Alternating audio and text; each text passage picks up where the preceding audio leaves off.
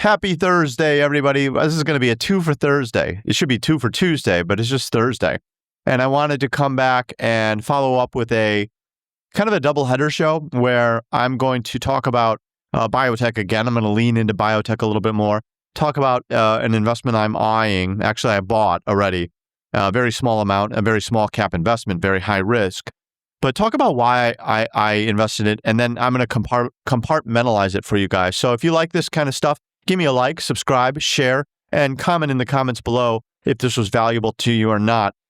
When I present an investment like this, it's always good to present a risk profile. I want to profile the investment. I want to lay out the risks, lay out the rewards, and then make my argument for or against investing. And in this case, I'm for investing, and I'm going to tell you why. And then in the second video that's going to probably come out tomorrow, I'm going to break down some strengths that I saw in this investment, as well as a weakness. Let's be honest, every investment is going to have strengths and weaknesses, but to invest in something, you're going to have to be able to see through those weaknesses and focus on, can they overcome that? And if they can, then I want in. So let's get into it. To get it right out of the way, I'm going to invest in MiNK Therapeutics. Ticker is INKT, inked, MiNK Therapeutics. And this is something somebody on Twitter or X tagged me in, and it had to do with ANKTIVA. So here you go, right? Here you go, right here. Okay, guys? ANKTIVA. So I'm not that smart, especially when it comes to technical speak and medical terms. When I start seeing like pathogen and like cell recruitment, I start panicking, okay? Like, I'll be honest with you guys. I don't know what the hell is going on, but I do think it's good, right? And I do see ANKTIVA here, so I do go over to my assistant over here, and I say to my assistant, I just typed the AI here, and I say, hey, in my mind, what's going on? What is this thing? And the AI gives me more nonsense. I'm like, Jesus Christ, excuse me, let me not take the Lord's name in vain. But I don't know what you're saying, man. And so I said, well, come on, man. I can't understand this stuff. Please use simple language. I'm sorry. Here's a super simple explanation of what's going on. And I've already done this research, okay? I'm just showing you my process. Here's a super simple explanation. A company called MiNK tried a new treatment on one very sick patient.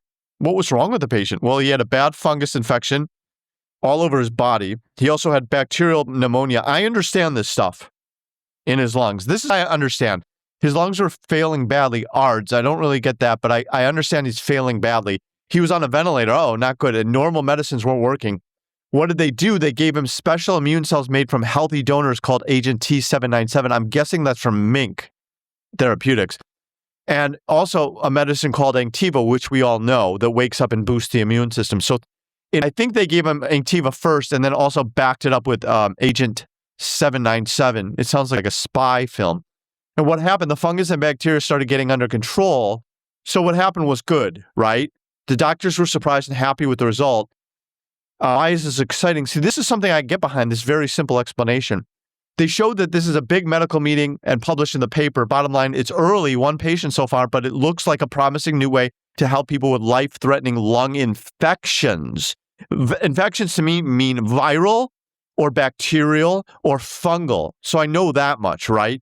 And so I did put some money to this. How much money? Not much, guys. Like, I'm not looking to swing big and hit a home run here. I'm just looking to build a position slowly and methodically. That's how I do things, slowly and methodically. And the value that I bring to you is this, really, because I'm going to explain to you what my expectations are and why I did this, okay? So I bought iNKT today on the back of its performance with IBRX. And I wanted to talk about the biotech scorecard here. And I give it an X out of 100. And you guys will hear me talking about going from 0 to 1, 1 to 10, 10 to 100, right? 100 is the finish line, which is never really finished. But I would put like large cap biotechs, like the masters of the universe that control the big pharma, at 99. Like they're basically 100, okay? Whereas 0 to 1 is the hardest part. And in 0, you have low cash. Cash is always a worry. You don't have approvals.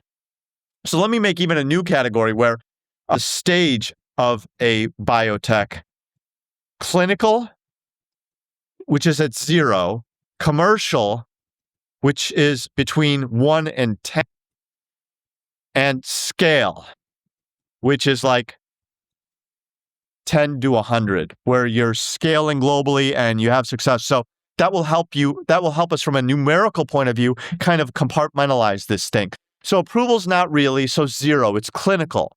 Dilution, usually, yeah. I mean, if we're talking about low-cap biotech, they got to survive. They got to raise money, and they're going to get it from the debt markets, the equity markets, and through retail shareholders that see a vision in the company, maybe private equity or venture capital. They're going to get it from them if they really see a good opportunity. Earnings, absolutely not. No earnings, negative earnings, in fact. Risk reward, extremely high. What does this mean? It means the market cap, if you don't know what a market cap is, use AI and look it up. A market cap is the value of the company. It's price times shares outstanding. That's the equation. And a market cap of 10, this is in my opinion, only a $10 to $500 million market cap is small cap. So I cover things like Humacyte on this channel. I covered SPRB, Spruce Bio. These are small caps. INKT is a small cap, and it's very, very high risk. Like, let's say I put $1,000 to it. My $1,000 can go to 0, and I'm going to be okay with that because I know the risk reward is extremely tail. It's on the tail ends of the bell curve, tail risk. So usually my 1,000 becomes 0, but in some cases, my 1,000 with smart investing, my 1,000 can become 100,000. That's right. You heard me right. 100x.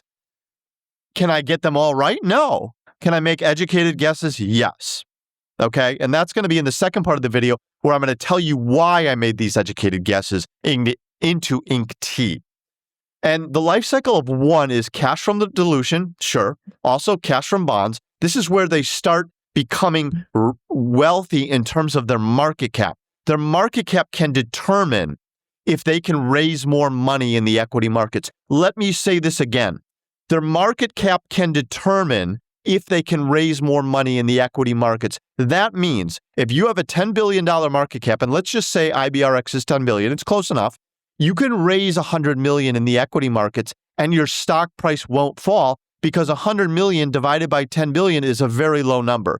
But $100 million divided by $200 million is a very high number. You see what I'm saying here? You get the math, right? So can dilute, but look for other smart ways. Maybe they use debt, maybe they use venture capital PE, loans or agreements. So IBRX did this recently where it was a non-dilutive funding from a venture capital. I can't remember their name. Doesn't matter. But earnings are still going to be negative, but turning the corner due to scale economics. That means revenue is printing. What did we see for IBRX revenue? We saw 44 million in Q1, big number. And that number is going to keep on growing. And that's going to create an earnings which goes from negative to positive over time. And the risk reward is moderate risk. Yeah, we still do have risk with IBRX, ladies and gentlemen, but still high reward. I mean, given the risk curve, right? We have all these accomplishments hitting and the price still isn't going up. That's going to create a bottleneck around the price. When the Bollinger Bands tighten up and then something is announced, PDUFA, and it just explodes to $20. That's my expectation. I don't know if it's yours, but that's my experience here. So you can take that as non-financial advice if you wish or not. Throw it in the garbage. And then 1 to 10 is where we want to be. And I would say this is 10 billion, not really 10 billion because we're kind of there, but I would say more of like 20 billion to 50 billion cap, where the cash is on the balance sheet, very strong cash position. I would say 1 billion in cash to 5 billion, approvals are rolling. This is where we're going to be, 2027, 2028. We're going to be at 10. And dilution, not necessary anymore. We've got revenue, we've got expenses, we've got earnings. We don't need to dilute. We don't need to raise money because we have this strong cash, right? Yes, earnings stronger and stronger. We've turned the corner. Lower risk and still moderate reward. So I like this profile, right? You're saying like, oh, there's low risk here, but there's still good upside because IBRX is so diversified in its ability to treat different ailments that you can say, lay out all the elements on a table and you fill up the table. Lymphopenia, lung cancer, glioblastoma in the future, liver cancer, pancreas cancer, CIS, papillary cancer, HIV, AIDS. Am I missing anything? Yeah, I am. Sepsis. So you have all these categories that can be serviced with one company. I would say generally the risk reward is lower risk, moderate reward. But here, if we get to here, the risk reward is low risk, high reward for IBRX, right? And we can go to 50 billion or 100 billion. And then finally, just to cover the 10 to 100 is the Pfizer's, the Merck's, the Johnson & Johnson's, the GlaxoSmithKline's, big balance sheet, right? Has FDA in their back pocket. They can do what they want. Dilution, no need. Strong, steady, and predictable. So when you're this big, you don't have much upside, right? You have very low downside and very low upside. You look to buy companies, right? And your market cap is 50. That should be a B. 50 billion plus, okay? So that's where I'm going to end it. Actually, there was one more thing I wanted to cover, that the stocks, the biotechs that I cover on this channel, INKT, Huma, SPRB, it doesn't mean I own all of them. I've just covered them, okay? They're at 0 to 1. We're hoping to go from 0 to 1 with these holdings. I don't hold this anymore. I did. I'm just had enough of it. But I do hold INKT. I don't hold Huma. Full disclosure. And we're at 1 for IBRX, SLS, RVMD, even though RVMD has 0 approvals. That's right. You read that right. 0 approvals.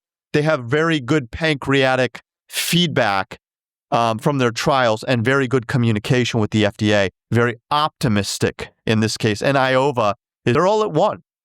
And some of these might not be true. For example, approvals RVMD doesn't have, but I'm putting them at 1 because their market cap. Their market cap actually puts them at 10. But I'm not going to do that because they have no approvals. And then 10 is a sweet, sweet pocket to be in. Why is it so sweet? Because you call the shots now. You have leverage. You don't have to be bullied by big pharma. You are a buyout target if you want to be. And you are a threat to other big pharma. Very sweet pocket to be in. That's going to wrap it up. If you like this content, like, comment, subscribe, and I will see you on X. And I'll also be doing a show. I didn't want to put them together, just wanted to break them up so I can wrap a little bit. And I'm going to be looking at the risk versus reward profile of INKT in the follow-up show that I'm going to do probably tomorrow. Thank you very much and have a good week.